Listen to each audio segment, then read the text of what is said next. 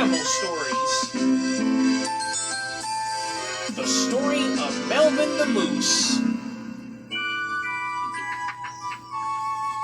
In a forest by a lake that was shallow and weedy lived a moose called Melvin, who was terribly greedy. Now Melvin was big, an enormous-sized moose.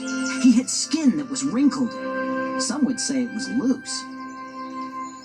But unlike most moose who ate bark and lake weed, Melvin was fussy when it came to his feed.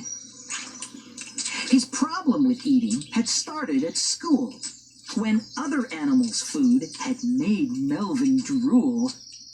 The ducks would eat grass seed, the squirrels acorns, while the donkey would eat spiny thistles and thorns. Our moose smacked his lips as he gazed at their feast, and when no one was looking, scoffed a lot, the big beast.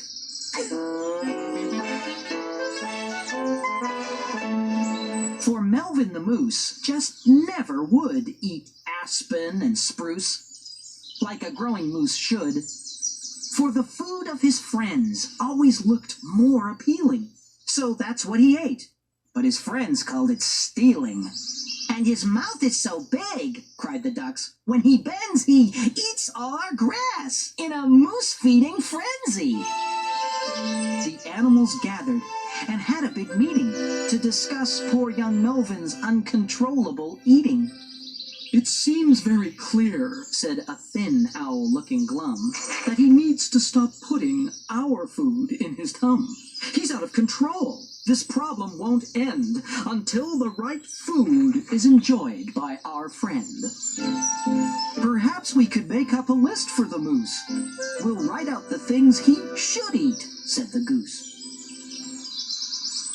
"You should eat just these things," said the group. "We insist." Melvin said, "Thank you," and then ate the list. His friends retired to think again. Then the answer came to Penny the hen. "As it's others' food that Melvin devours, then let's pretend his food is ours." So they cut down some aspen, some pine, and some spruce, and enough willow and birch to feed any moose. Melvin was called to join them for dinner. They all held their breath. Would their plan be a winner? True to his fault, the moose took the bait. He left his own food, but cleared each friend's plate. "Our plan is working," said a happy young beaver.